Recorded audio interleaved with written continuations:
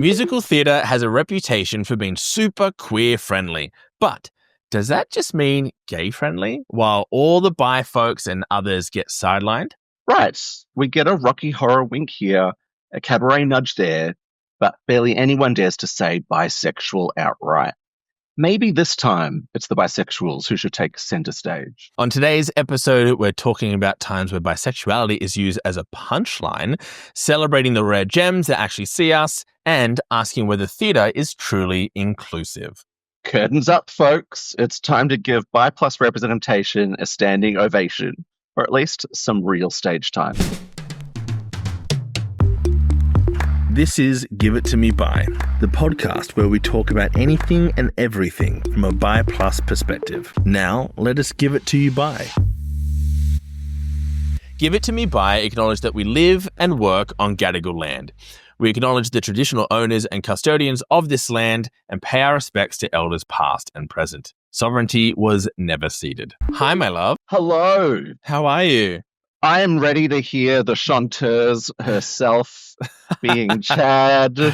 Yes, and thank you. Show tunes. I've already been the recipient of your beautiful dulcet tones for the last 20 minutes. My dulcet tones. And I can't wait for the listeners to hear you break out in song throughout the episode. If you do want to hear my dulcet tones, it'll be too late for the listeners because it would have passed already. But this week, there is a piano bar in New York City called Marie's Crisis. And two of the wonderful folks, Kenny and Adam from Marie's Crisis, are here in Australia to do a Marie's Crisis pop-up down on Oxford Street at Ginger's.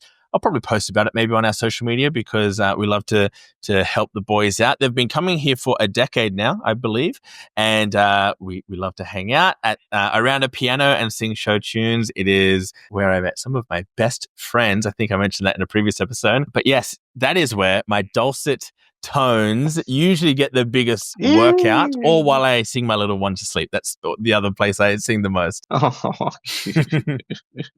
I'm getting flashbacks of it's really problematic and has been cancelled. But the scene from Scary Movie 2 where they're standing around a piano singing. That's great. That movie, for some reason, that movie was like one of the ones my parents let us like hire from Video Easy in like the early 2000s. It was like Sabrina the Teenage Witch and Scary Movie 2.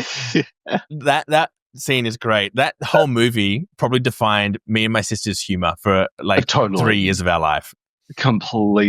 But very, very problematic. But it's very that vibe though. Everyone's standing around a piano, a little bit more than 6 people. There's usually 60 to 150 depending on the night.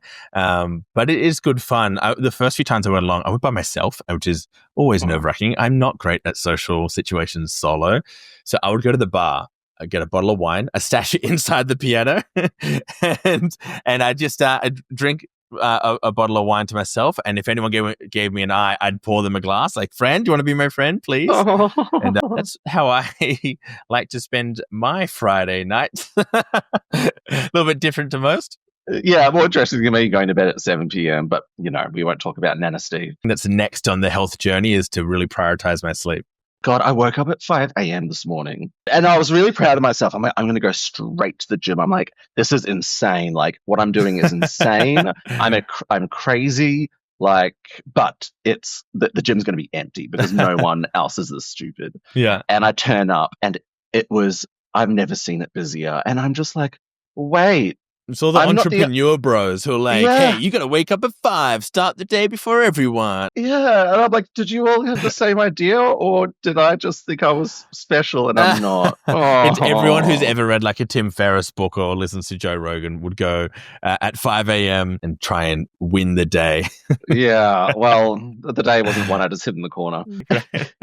Let's start off with some of our highlights. Yeah. Well, I have one. This is fresh today, which is exciting. So you might have heard a few episodes ago, Steve and I went to go talk to the health minister's office because I stayed up late one night, really fiery, going, I'm going to make a difference in my local community. I'm going to send off all these emails. Well, that same night, I also applied to be a part of like a local democracy group for my the council in my area, the inner west part part of Sydney. They have a whole bunch of different democracy groups for, like, say, seniors or Aboriginal Torres Strait Islander folks or transport, all that kind of stuff. Anyway, they have one for LGBTQ+, and I nominated myself. And this morning, I found out that I've been appointed to that committee, which is congratulations. Exciting. Thank you. Doing the work. And she's doing the work. I mean, I'm not going to say it's easy because, there's a whole process to it, but you do the thing, and often the thing pays off and happens. Yeah, I just feel like it's one of those, if you're going to talk the talk, walk the walk. If you're going to say be active in the community, you have to go and be active in the community. If you want to make a change, you have to go and make a change. And so, this is one of the things I'm doing. I'm trying to be very active locally. I feel like my big rant at the start of the year on one of our first episodes was about being very active and taking local action. And this is one of the ways I intend to do that. It's awesome because we're different in that way, because I take like all my work is sort of like national and sort of top down, pretty heavy, and really not grassroots. I mean, we both do grassroots stuff, but it's just so important, especially like, I don't know about you, Thad, but being a perennial whinger. And I like to think I'm an optimist, but sometimes I'm a pessimist. Being a bisexual means pessimism sometimes comes to the territory. And often you'll hear about like these councils or a board or an advisory group on an LGBTQ plus issues. And my immediate response is, I bet they haven't got a bi person on there, because bi plus people are never on there. But then when you look, and when you hear from the horse's mouth, you're the horse. In this case, it just makes me breathe a sigh of relief, just knowing that you've got our backs in there. You are representing us. No pressure. I would like to try to, at least. I won't be perfect at it. I will do my very best at it. The cool thing is I am connected to community through this podcast. I'm connected to community through the Sydney Bi Plus Network, doing work there, and doing like all the different bi-social catch-ups, that kind of stuff. But I will definitely do my best. I agree with you, though. So anytime I hear of some kind of queer advisory group, I'm like, I don't know any of these people. I'm pretty connected to the community. Like, none of these people are in community because I would know them. Evidently, there's usually not any bi folks. Or if they've asked for bi folks, it's an unpaid gig, which I understand that usually is. But they're asking already cash-strapped, time-poor groups to contribute. So I felt that in the next little while, I had the capacity to make this a priority for me and for the community. So I'm leaning in. Fantastic. Good work. Yeah. Good work. What about you? What's some a bylight for yourself? Oh, yeah. I was a model. You were exciting. A model. I saw this out in the wild. I get to be a supermodel. I was looking in the Star Observer for our column, and you popped up, and I wasn't next to you. And this campaign's huge. So it's I'm part of a new HIV wellbeing campaign that's being run nationally and potentially internationally as well. They've thrown so many resources at this, and they've picked 3 people living with HIV with very different experiences and how we embrace our well-being as people living with HIV. And so mine is all about fitness and focus and looking after myself and, falling and getting back up. And something that was really, really nice during this process is, they brought me in as sort of the thought. They're just like, in the photo shoots, the group shots, I'm nicely dressed, but then in the solo shots, they've got me in a singlet and shorts, and they have dumbbells. I'm like, I get it. Like, I'm about health and fitness. How vascular are you? Do you bring the red frogs? But the next stage of the campaign, they are releasing these images with cartoons and things like that, and with different imagery around them. Oh, cool. And then without me prompting them, they said, "Oh, we're going to surround you in bi flags. Is that all right? And we're going to run the bi colors through all of it and everything." No way. And I'm just like, yeah. And I was like, you didn't have to do that. Wow. Thank you awesome. Thank you so much for doing that. So it's going to be we're bringing the bisexuality into an HIV wellbeing campaign. Wow, babe! Like you've said so many times that post your diagnosis, you felt this kind of isolation because there just was no conversation about bi plus in the HIV space at all, and obviously conversely as well, HIV in the bi plus space. And for that to be so just, oh, we're just gonna do it, is very cool. That's unbelievable. What a turnaround. Yeah, for them to say like, no, this is the way we're going. If you're not comfortable with it, I'm like, no, we are splashing those colors in there. I love that. So what happens with it? So I've obviously seen like an advert for it in the Star Observer. So that gets pushed out, those types of ads to different media and publications. What else happens with this campaign? Yeah, so it'll be all over the media and newspapers and magazines, potentially billboards. And also like at conferences, really big posters at like the big whole walls at conferences. They're going to milk it. They're going to milk it for a good couple of years, and I'm just really really grateful to them. And you just went up and said, "Milk me, just milk my body." Yeah, I have a really bad habit as an advocate of telling people, "Use me." Often because I have capacity, but the thing is I have capacity until I don't. That's fun. And it often just means I do a lot of unpaid work. Just doing stuff on like boards and all that kind of stuff, or turning up to events, launches, being rolled out to speak at things, like usually not getting paid, or very little, if ever. It's a lot of time. You got to be on top of everything. I was going to say it's thankless work. No, it's probably you get paid in thanks. It's kind of the opposite. Yeah. It's purely thanked work. Yeah. And also, you get paid in change. If you see the fruits of your labor, then that for me is wonderful. But I'm in a very, we're very privileged to be able to do that. You're privileged to be able to put yourself in a position on that advisory group, and I'm privileged to be able to offer my time. But I've always said, if you can, you should. If you can't, don't stress. Well, this kind of leads into another bylight for me. I went to the bisexual night last night in Newtown at the Courthouse Hotel. Like I said, I always feel uncomfortable going to things by myself. I always go in, like, I can talk anyone's ear off, right? I'm a talker. That's why I've got a podcast. But I always feel very uncomfortable. I don't know who to talk to, how to talk to them. I don't know how to open a conversation. Socializing is weird, Chad. It's so weird as an adult. But I met some wonderful people. I had a really great conversation with a person called Edward. And we talked about things like the podcast. They also have a podcast. We talked about how do I define success with the podcast, or like what are we trying to achieve, and what is your why? And it's very exactly what you said. It's like the why is I have some privileges that others don't, and what a waste that would be to not actually use that privilege. And you are behooved to use your privilege. Well, I was going to say behooved, and then I was like, oh, then you're going to say it. You should always say behooved. Does anyone else, hey listeners, use the word behoove? I feel like I only use it when I'm trying to make a point. Like, it behooves us. Can our listeners, can you all promise us that you'll use the word behooved in a sentence in this coming week, just for us?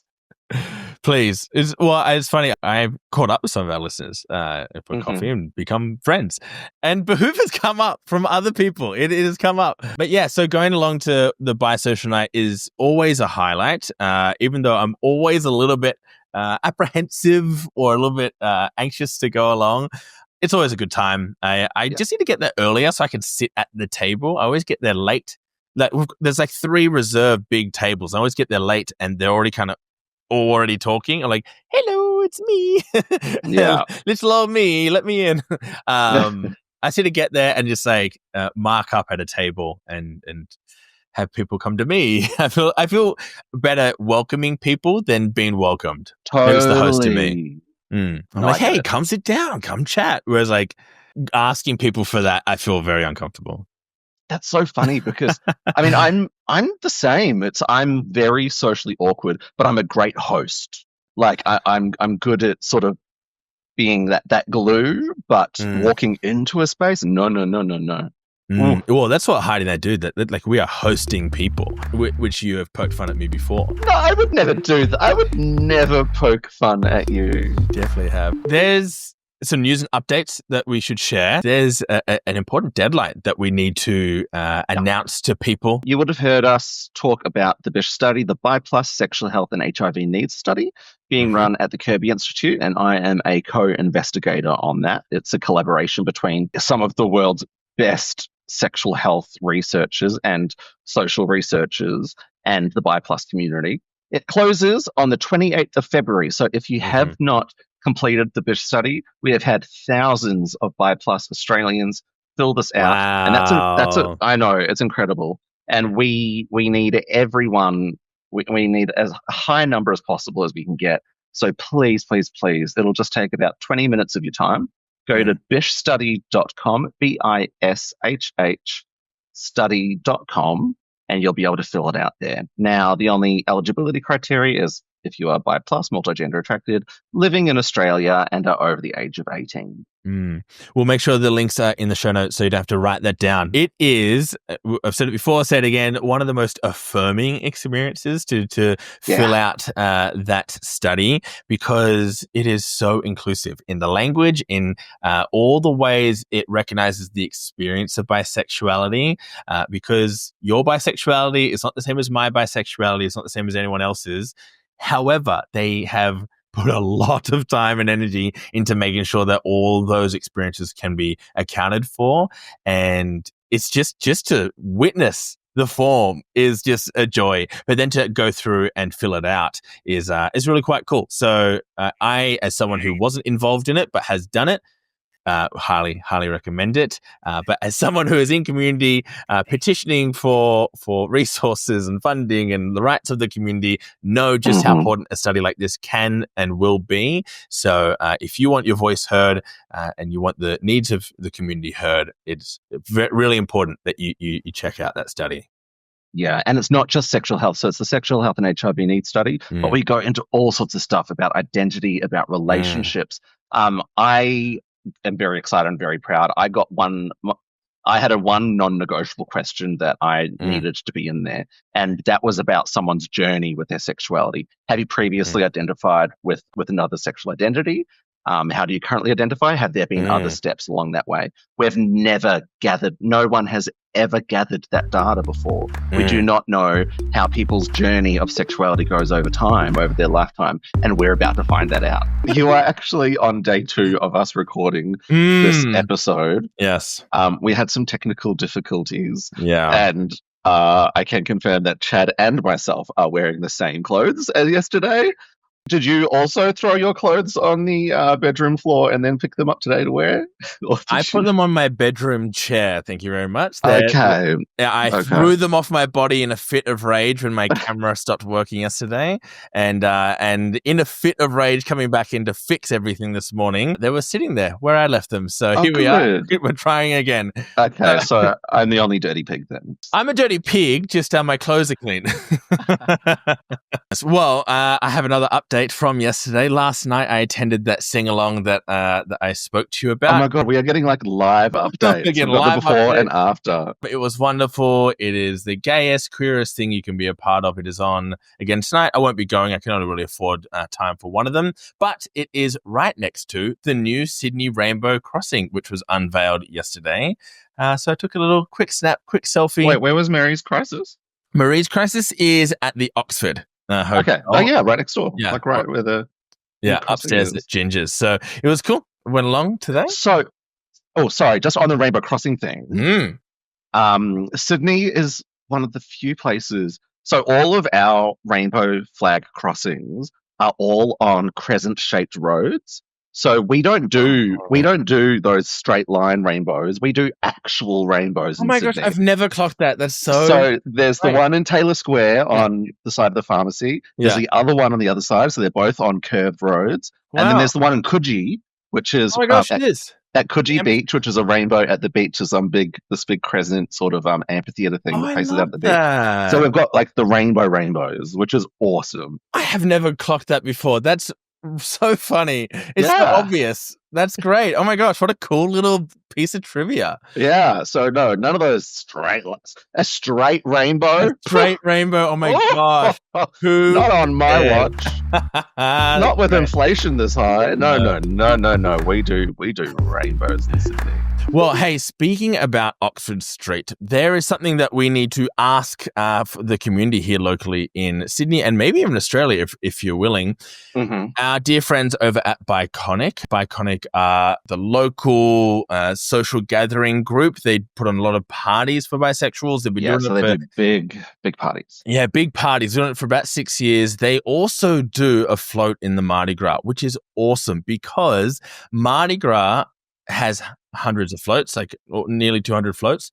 Yeah. And every year there is maybe one explicitly bisexual float in the parade. Sometimes there's a bi and a pan one, but rarely is there multiple. And unfortunately this year, things like cost of living crisis, all that kind of stuff has really put a toll on a lot of these smaller groups. And so this year, unfortunately, Biconic hasn't filled out their needed numbers for the float. And we're putting a call out. Please, please, please, if you're in Sydney, if you're a bisexual or an ally or like anything under that bi flag, please. Bi plus people and their partners. Yes. Definitely welcome. Partners, welcome. Yeah.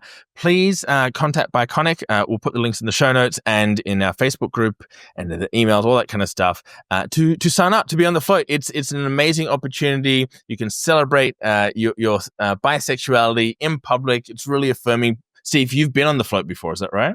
Yeah, I have. I've been on the Biconic float, and I tell you what, it was just the most amazing experience.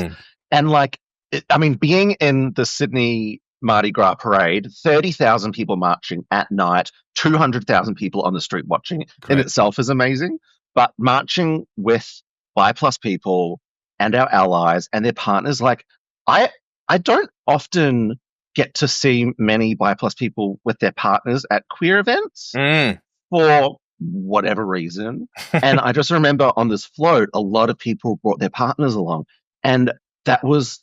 This is a few years ago, but it was just so eye-opening and just so wonderful and made me feel really accepted and whole and also hopeful and just all of the good feels that you get when you're around other bi plus people. So I seriously just sign up and go. Do not think twice about it. Do not worry. Do not stress. Everyone will be there to support you. Yes. If you have accessibility requirements, that can all be worked through. Yeah. It's just do not think twice about it. Sign up. One of the things about being the only float is that we kind of on that tipping point. It's either it's in or it's out. It's very binary, right? It becomes a bit of a self-fulfilling thing. If you can't see bisexuals in the parade, you won't look to be in the parade or attend the parade. It is really important that the Biconic float gets in there this year, and we're looking at solutions for future years to make sure that we're represented at the parade. We had an article go out in the Star Observer today. Bree, myself, and some other people talking about the float and why it's so needed. Today, we're talking theatre. Musical theatre. Dun, dun, This is one of my biggest loves of my life. Musical theatre really at my core. Wow, I hope Heidi's not listening. Heidi knows she's number 2 to musical theatre, actually.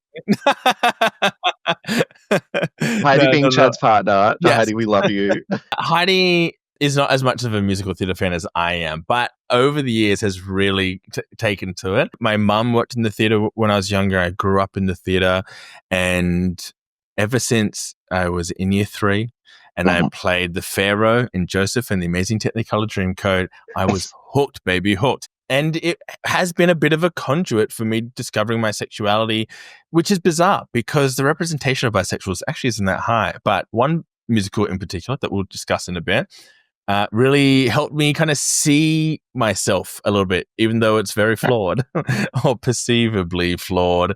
Well, hey, I've got a little bit of history with musical theatre too. Do tell. So I'm a bit different to you in that. So in high school, I was in High School Musicals. So I started off in them in the cast, and then I moved into the orchestra. With my baritone. Yeah. With the sax. But then I'm interested in that I loved being in them, and I loved the environment, and I loved the just everything about being in it. But I cannot sit through a musical. I cannot go to a theater. Yeah. I mean, I do have a bladder the size of an almond. So I am looking forward to hearing from you, Chad. Not necessarily about your bathroom tips for going to Just bladder musical, control is what you're after. bladder control, but like how to enjoy the experience because Mm. yeah. So that's something I'm really looking forward to learning about from you because I don't go to musicals. I'm not super familiar with a lot of them. Mm. So I actually wanted to start off asking you what, Oh, as a bi person, yes. I'd like you to give it to me bi Um, and tell me what's sort of like a good entry point. Like it's like there's almost like a club. It feels a bit clubby. this is a great question. There's like the musical theater iceberg almost. Mm, There's kind of what you see, and there's what like it's like the surface fandom. There's like the yeah. next level. Then there's the deep cuts, and then there's like all the nerds. Yeah. And it's different depending if you are in theater, like because you get taught certain classics and you get Yeah. taught certain ways of enjoying and delving into musical theater. And then there's like the surface is what I'd probably call. There's probably two things. One, a jukebox musical. So jukebox musical is taking known songs like pop songs and kind of ham fisting a narrative Safe to it. So sometimes it's all right. ham fisting. You get Mamma Mia, right? People love Mamma Yeah. Mia, good fun, but that's a jukebox musical. It's all ABBA songs. Okay. Okay. And then you might get like Rock of Ages, which is a little bit less great.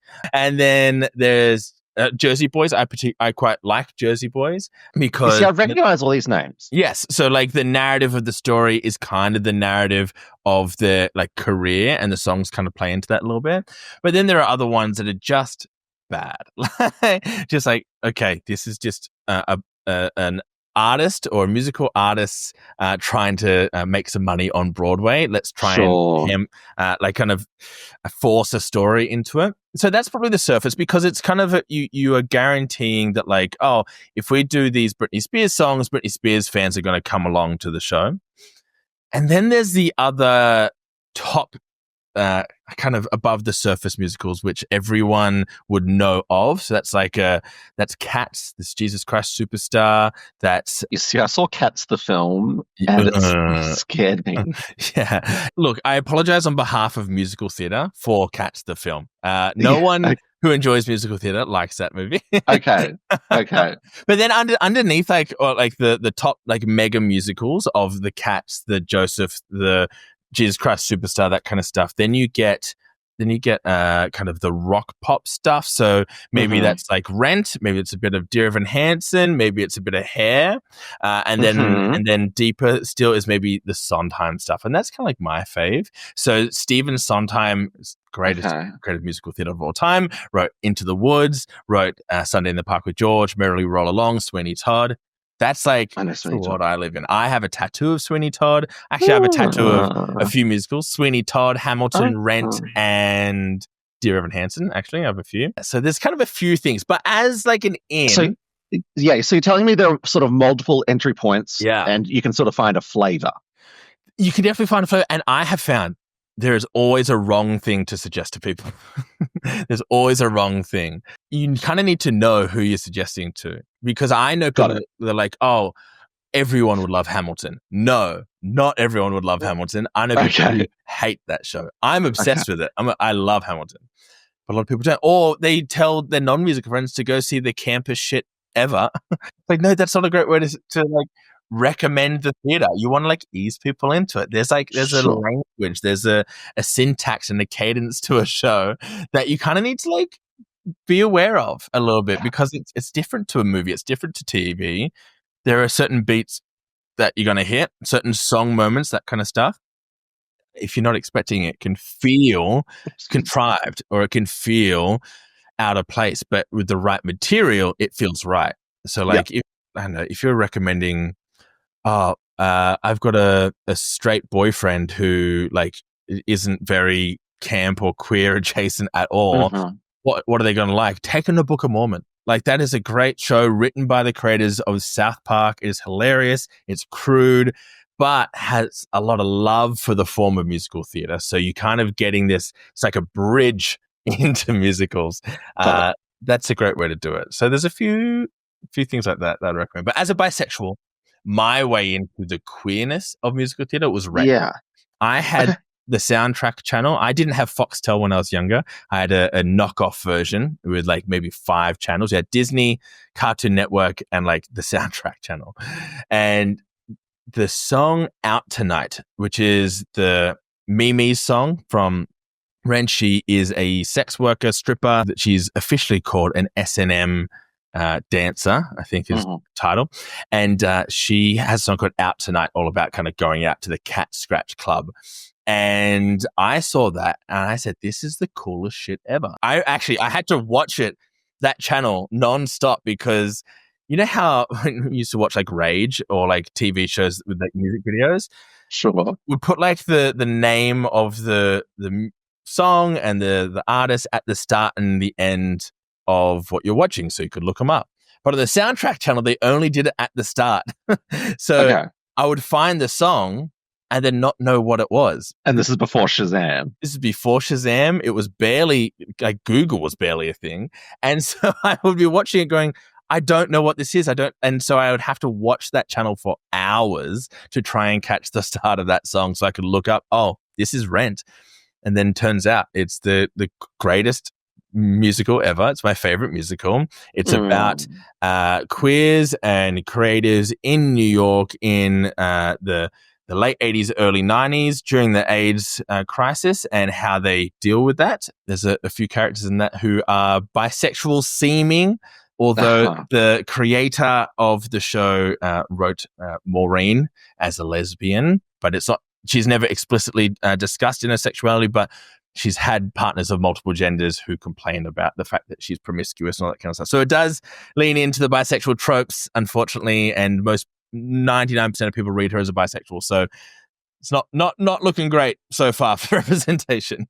Yeah. And do you know what the sexuality of the writer is of Rent? Yeah. So Jonathan Larson was straight that we know of. Okay. Jonathan Larson died on the day Rent opened, the first preview. Oh my God. He died of Marfan syndrome, and he was misdiagnosed at a hospital and sent home, and then he went to another hospital and he died.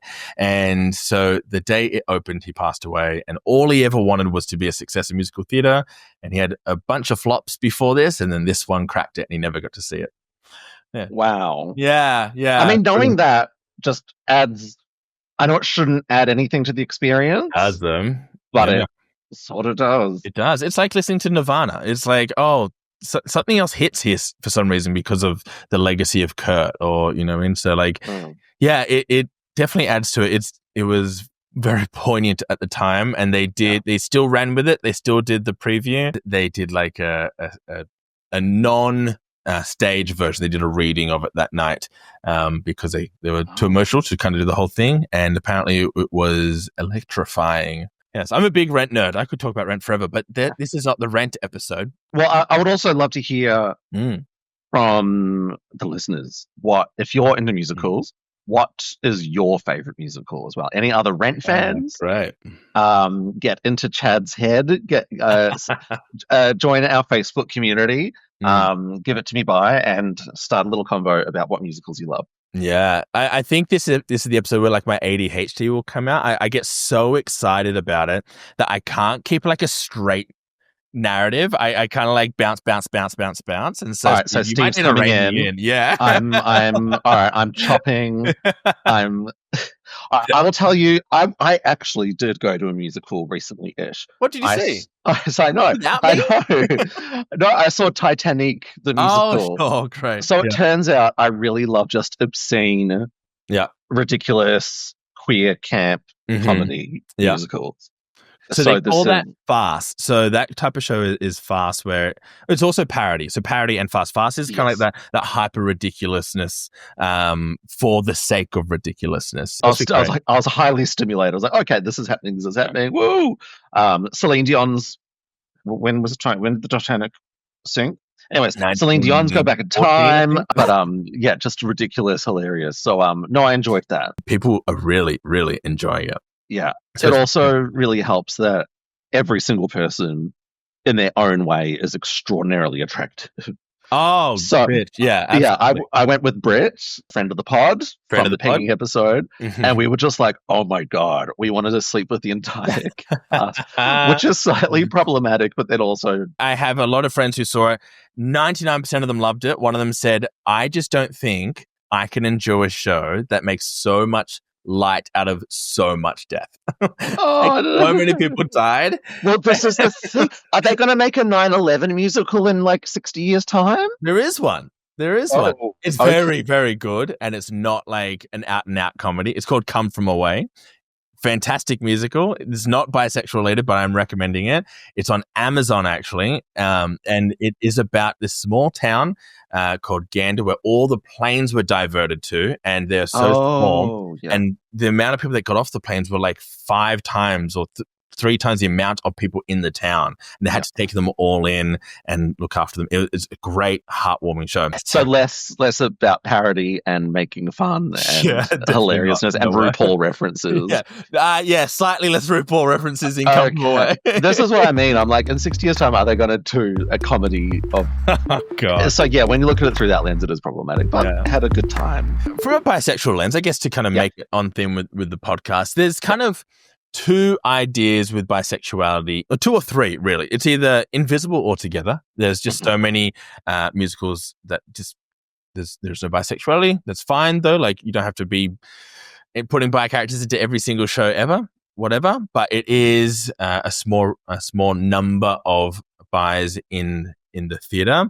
So when we do have them, it's either they are the butt of a joke and a reference, or like a punchline, or they're really trope heavy. It's just to kind of put all the tropes on them, and we'll get to that as well. But one of the kind of punchlines, the butt of the jokes, is from Chicago. So Chicago is a musical. It's this kind of satirical romp through the 1920s Chicago, where crime and ambition and celebrity culture kind of smashed together in like a story of a murder and media manipulation. It's fantastic. I know Chicago. Okay. I've never seen it, but I know it's so culturally significant. Like the Fosse. I know. Yeah. Okay. Cool. Jailhouse something. There's a Great. Yeah. Cool. Yeah. You're doing well. You're doing very well. Okay, good. Okay. So in Yay! Chicago, What do I get? You get a box of Maltesers. No, I want a box of Maltesers because that's what I had from the theater. From the theater. Yeah, great. They're always better at the theater. Yes. Cell Block Tango is a song from Chicago, and it's all the different murderesses on Murderers Row singing about their exes who they murdered and all that kind of stuff. And so one of them is talking about Al Lipschitz' partner who she murdered, and Al Lipschitz went off to find himself, and on the way found Ruth, Gladys, Rosemary, and Irving. So it's like has this ellipsis, the pause, shock a guy. So it is used as a punchline that someone could be bisexual. Oh my God. Yeah. What? Yeah. And so like in the theater, it's supposed to be this enough of a joke that you can snicker, but then just move on because there's a lot of lyrics that come. We just need to kind of move on. So a lot of jokes have to be formatted a certain way where it's like, we don't want a big laugh there because we've got stuff to get to. And so a lot of these jokes go for the cheap laugh. So it's oh yeah, what if it was a guy? And that happens a bit. And the same kind of punchline happens in the Heights. If you don't know, is a fantastic musical. The movie version of this is probably one of my favorite movie musicals of all time, directed by the incredible John Chu, who just did Wicked. And in this musical, so it's based in Washington Heights in New York, a predominantly kind of Puerto Rican part of New York City. And one of the locations and characters is the salon and the salon ladies. And the whole bit is that they are gossips. They tell everyone's business. And they're talking about a character called Yesenia, who's actually not in the show. It's like a passing reference. Gets home and she smells sex and cheap perfume. Oh my gosh, what's going on? Drama. And it says, who's in there with you, Julio? And grabs a bat, kicks in the door, and Julio is in bed with Jose from the liquor store.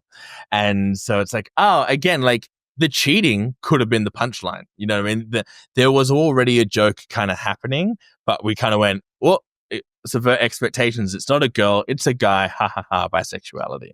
It's just the easy laugh, which if you are looking for a quick laugh, if you're looking for something that is economic in timing and people get it, we all kind of find this a bit funny. It kind of makes sense. What do they say? It's the death by 1,000 cuts. Yeah. It's like, that show written by one of my favorite writers of all time. He did a bisexuality joke.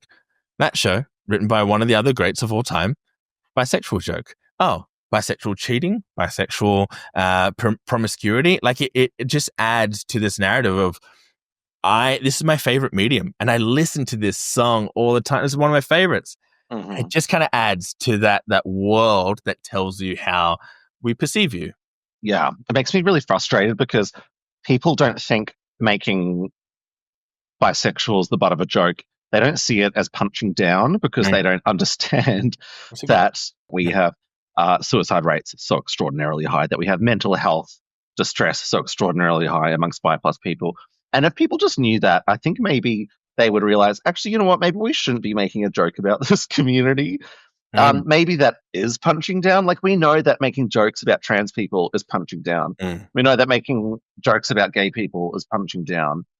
I wonder when we'll get to the point where people actually realize that we are a community that shouldn't be the butt of a joke. I've mentioned on this podcast before, I've wrestled with suicide ideation, depression, mental health, those types of things. And that's been true since I was a teenager. It doesn't have to even be identity driven to be something that kind of tips someone over the edge. Someone could tease you about your bad skin, or that your hair is a certain way, or that like you got a bit of a bend in your back, or you walk funny, and that could tip someone over the edge. And yet we hear people say, oh, bisexuals are so soft, just get over it. But it's like, those things, like I could fix my skin eventually, or maybe my skin will come good. But like, that's who I am. Like you're actually like ribbing me for a part of me, my character. Yeah. And I think I feel like people as adults forget that teasing, ridicule, these little jabs can really have an impact. And especially musical theater, like in school, that is when you are getting into musical. They have musical theater programs where like drama is a class that you take, or theatrical studies, whatever it might be called. And it's usually seen as a safe space. And for me, that's kind of how I looked at it. Yeah, and this is the space that it's safe, and it is quote unquote the gay thing, right? That they even did a whole Tony's opener saying it's not just for gays anymore. Like it's known to be quite queer. I was in a school of 2,000 and I was the only out queer guy. You're out in school? Yes, absolutely. Yeah. Absolutely. There was no being in for me. For 100% you're on the mark. It felt like the safe place, the safe space, where I could be myself and where I could be accepted. And if luckily I wasn't exposed to any biphobia. Later in my life, I certainly would be. And every time you're exposed to it, you realize, and this is when I came out, I was previously out as gay, or as same-sex attracted. And, you know, it was seeing those microaggressions, all of those jokes about bisexuals, all of that biphobia, all of that bi-erasure that kept me from coming out as bi, because you see these cuts, you know, death by 1,000 cuts. And I was cut 1,000 times before I could come out. And it was at 1,001 that I went, you know what, stuffed it. Let's do it. Yeah. I started reading a book this morning called White Fragility. It's all about how white people are so uncomfortable in the idea of race, because for white people, we are not socialized to think of ourselves as it pertains to race. We are a default, right? And so when there are comments or anything about race, it's either doesn't have anything to do with us, so I'm going to look the other way, or it's a don't call me out for that kind of thing. And the same thing can be said about the hetero kind of idea of this heteronormativity, where it's like, cool, heterosexuality is the norm, and anything other than that, like, I don't have to think about it, but don't ever call me out for it, because like, how dare you? In this book, White Fragility, they're talking about race and racism, and it's funny what white people get wrong, and like I know this, but it's just nice to have heard it this morning and have the language for it, is that like we think racism is really distinct acts of prejudice or violence or hatred and not all the other stuff. That like, oh, not wearing a white hood, I'm not a racist, or I didn't say the N-word, I'm not a racist. It's like, no, like all that, you know, I've got black friends, exactly, so I can't be racist. And it's like, no. We all participate in racism. We all benefit from a racist system. We all benefit from white supremacy. And the same like kind of paradigm, although very different in how it manifests, can be said about this compulsory heterosexuality. It's like, oh, no, I'm not a homophobe. Oh, but I laughed at all these jokes, or I called my friends gay when I trying to bag on them, whatever it might be. And yeah, this Death by 1,000 Cuts adds to that. The other option is for bisexual representation in the theatre is really trope heavy. So we talked on the film episode about some tropes like the depraved bisexual, the bisexual villain, or the anything that moves, greedy bisexual. Those tropes you can see in the Rocky Horror Picture Show.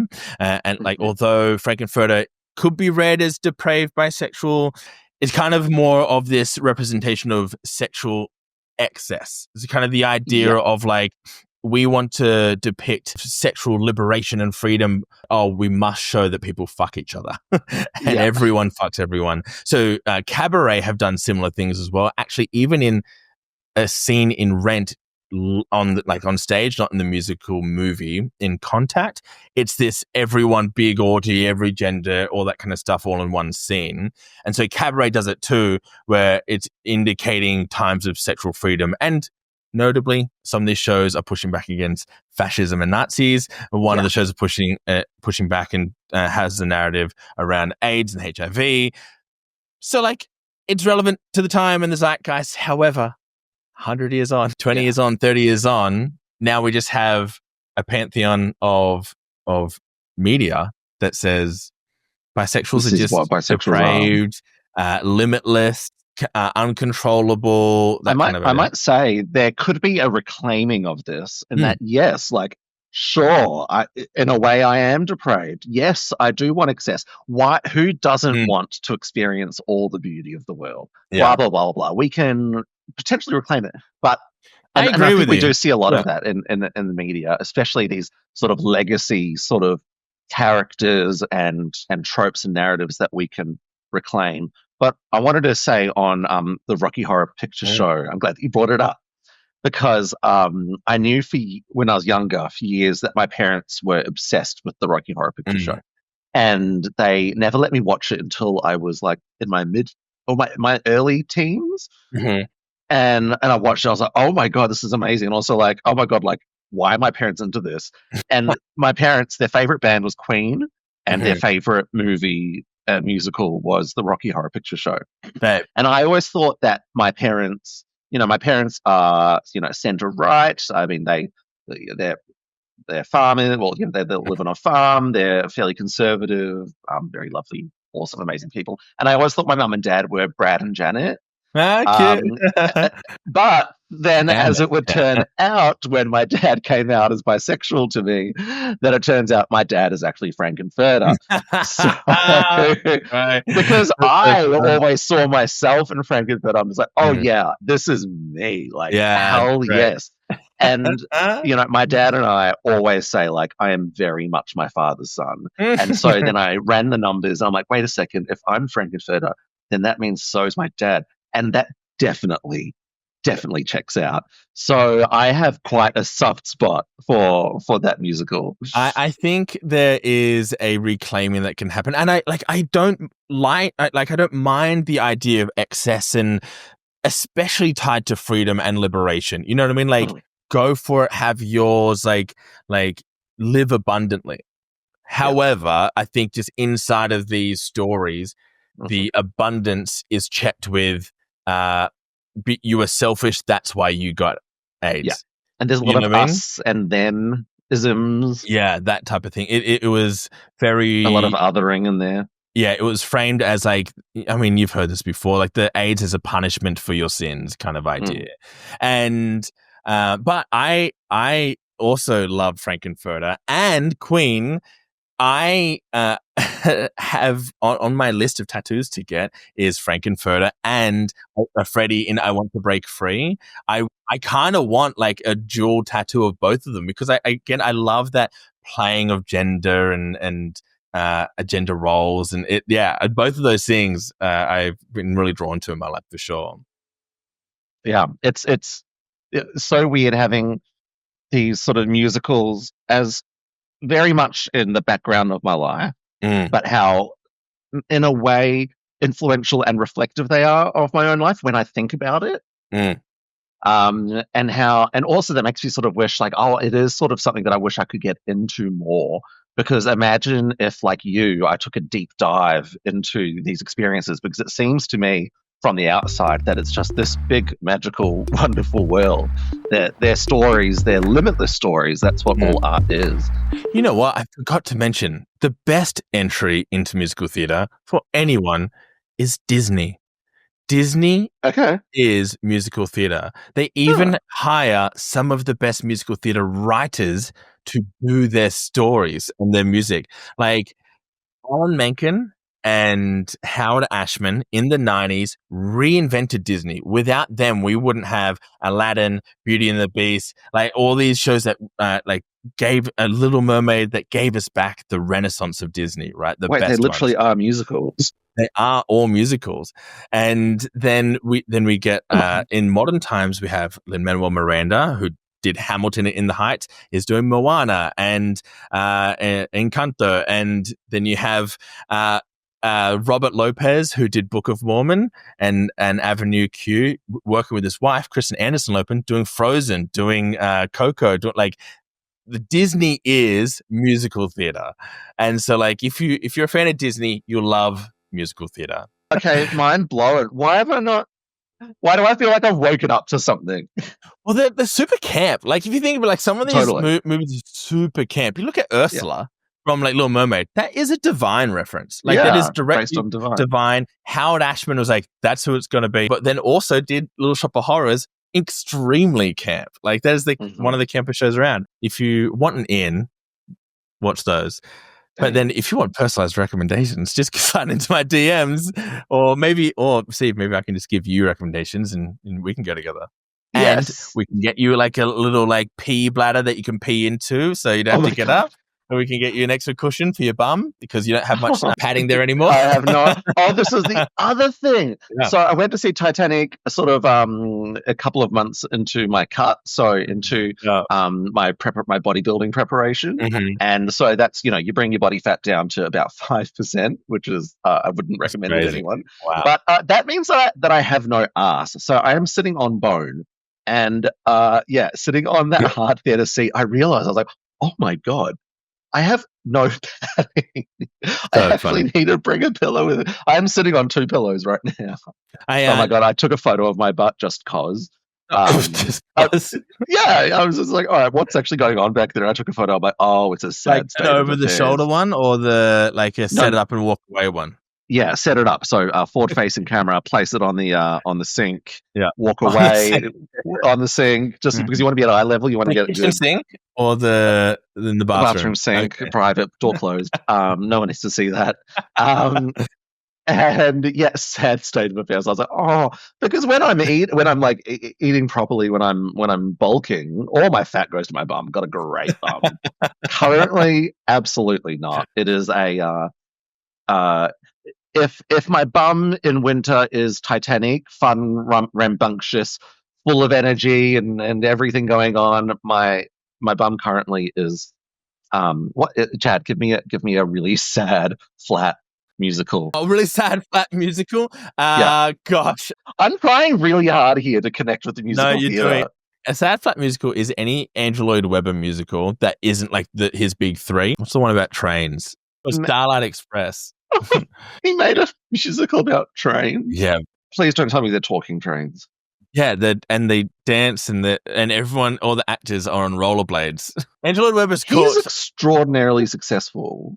Yeah, because he had Jesus Christ Superstar, Cats, Phantom of the Opera, and Joseph and Mary's Taylor Dream. They're 4 of the biggest musicals of all time. Maybe not Joseph, but like the other 3, like he set himself up for life. But yeah, I'm not the biggest fan. Is that like, because those are big name musicals? Yeah. Is that what you would call like mainstream? Is he the Marvel of musical He theatre? is the Marvel. Yeah. So if you, that's a great way to put it. What do they call it? They call it a mega musical. That's what they call it. That's essentially any Andrew Lloyd Webber musical. Except he's kind of set the standard for himself, and his latest ones have not hit it. Oh, quick question. Does Hans Zimmer, do you know Hans Zimmer, the composer? Of course, yeah. Yeah, so he does film scores. Does he do any musicals? I don't think so. I think he worked with Stephen Schwartz on Prince of Egypt. He did The Lion King. But he did this, did like the score, not the musical, the songs, right? So like Stephen Schwartz, who did Wicked and Pocahontas, did Prince of Egypt. Hans Zimmer did that, but he would not have had anything to do with the music. And I know he didn't for Lion King.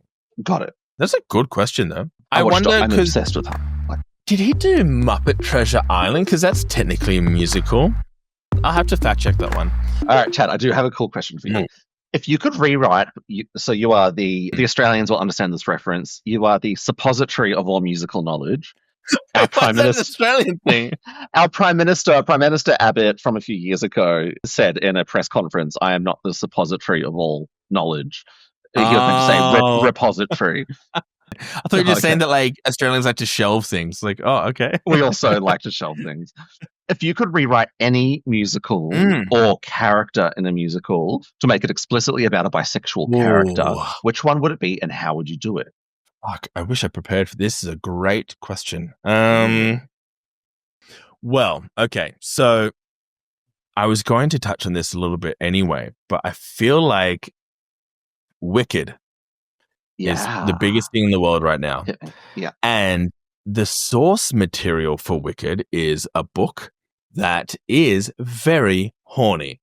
And I haven't read it. I would say let's see a more explicit love story between Elphaba and Glinda in Wicked. Dude, Elphaba, does Ariana and Cynthia get it on in the book? I need to know, for my friend needs to know if there's detail. Cynthia and Ariana are not in the book, just by the way. Oh, no. That's that. Of course not. I would never project anyway. Do they?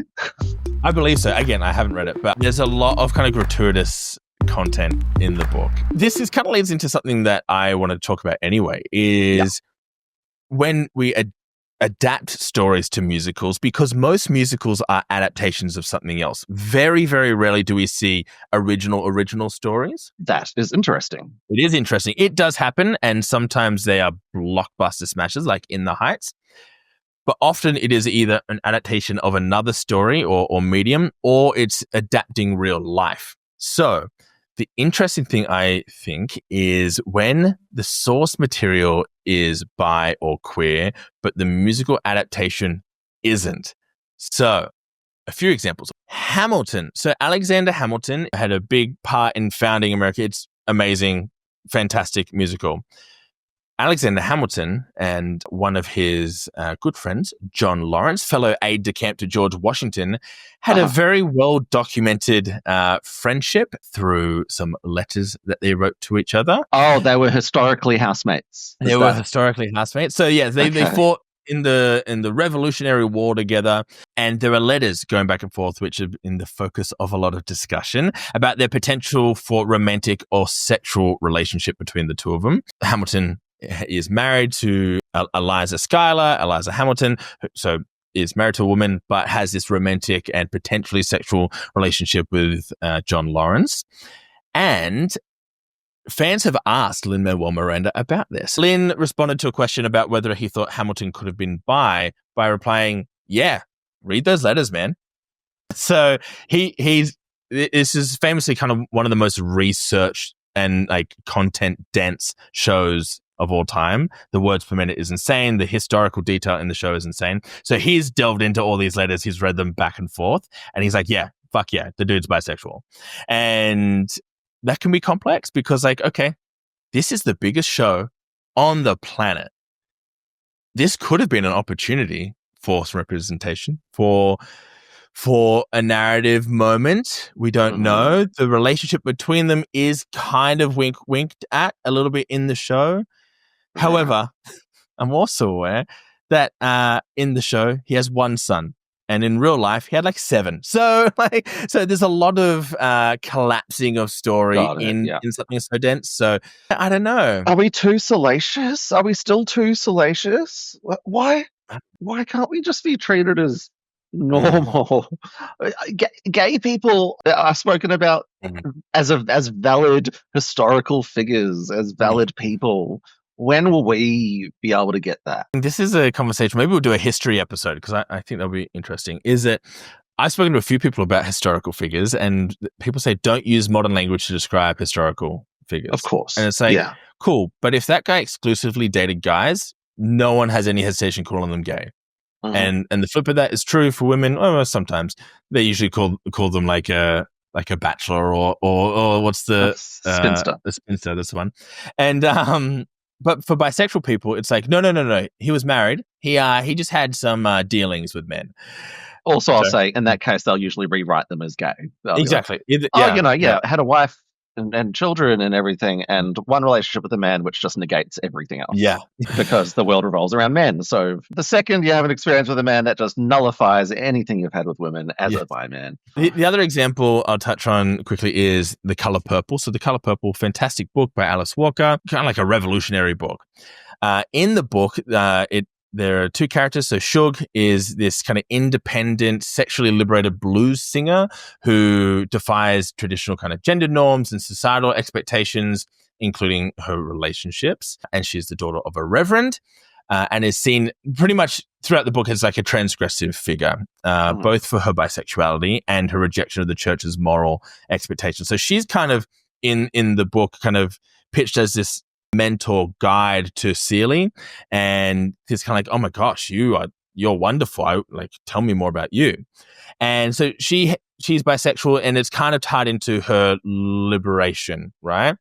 Celie, on the other hand, like kind of the central character, she has always kind of been treated as an object rather than a person, and sees herself in not like, I guess, a traditional feminine sense. And so she's been told she is ugly and works like a man, and finds safety in her masculinity rather than her femininity, because that's where she got value, because she could work harder, all that kind of stuff. So her sexual awakening when she meets Shug is more about learning a new way of being a woman and learning a new way to show love and discover her femininity, rather than necessarily a sexual liberation. But they're both really beautiful, true representations of bisexuality. And it's really wonderful, especially for Black people, especially for Black women, especially in what was it, like the 1900s. Like, it is a really poignant story. However, the adaptations of the book, both to the movie and to the stage, have really lessened the potency of the bisexual narrative. In the book, they have sex, they have sexual relations. In the book, on stage, and in the movie they don't. It is brought down to a more PG version. And then every time it's redone and redone and redone, that is true. That becomes the story. So it's interesting that source materials, even when bisexual, when adapted to the stage, lose that bi edge. That's so sad, because like we talked about earlier in our own personal experiences in musical theatre, it's seen as this queer safe space. In my mind, I imagine there are a lot of queer inputs, so a lot of queer writers, producers, directors potentially.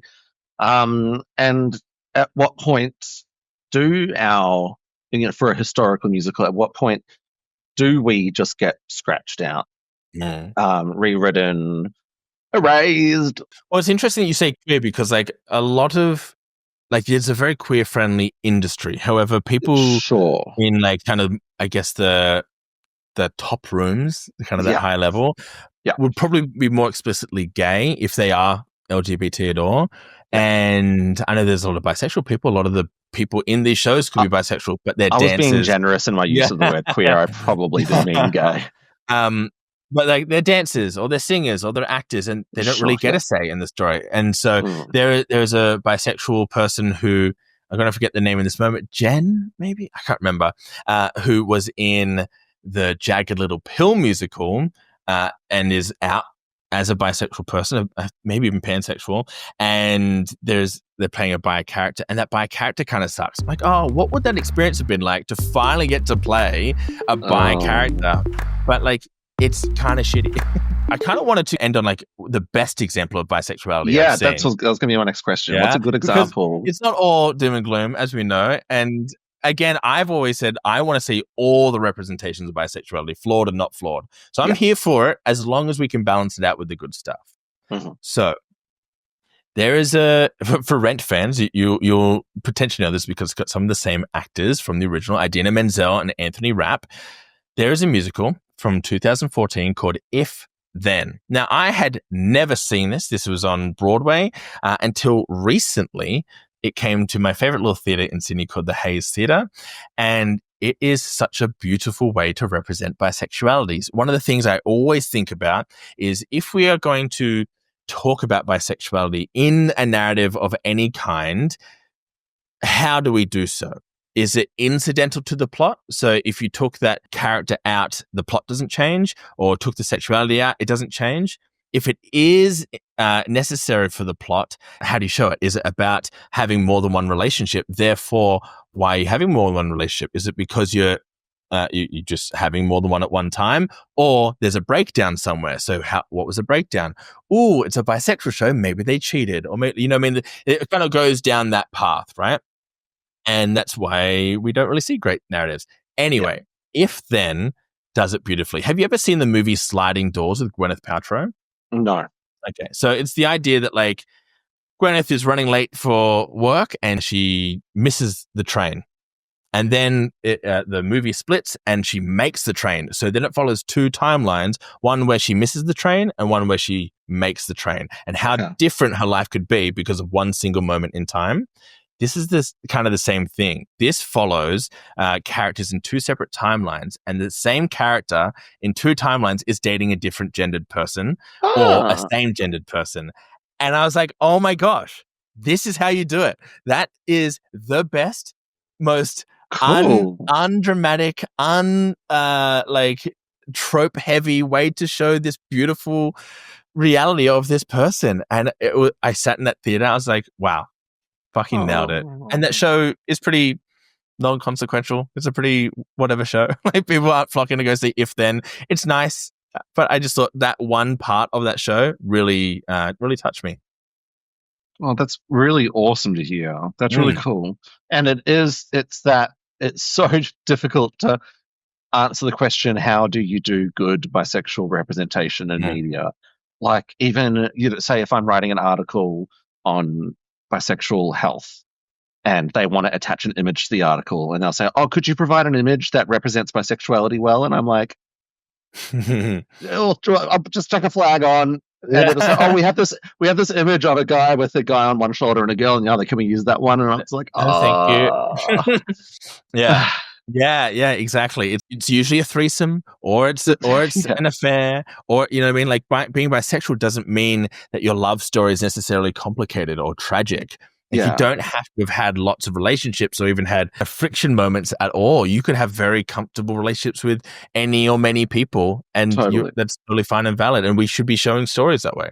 My point on that is that, an image is just a freeze frame, whereas with a musical, you can explore the whole narrative. And then, so you can sort of, if you freeze frame a moment in the musical, it might look problematic, like the image of a guy on the shoulder and a girl on the other shoulder. But then when you actually dig into the narrative and dig into how it's been crafted, you can actually put a whole beautiful story of bisexuality together that actually represents our diversity and complexity. I love that you said that. I'm working with a mentor at the moment to write a musical. One day this will happen. And one of the beautiful things that they taught me about musicals is it is a form of storytelling where you can collapse and blow up and expand time in any way that you like. Movies, you can do that if that's the point of the movie, like Tenet. But in a musical, you can have a normal musical, then all of a sudden it's slow-mo. And you can tell a whole story in 3 seconds. Or you can collapse time and you can tell 3 generations of story in 5 minutes in a song.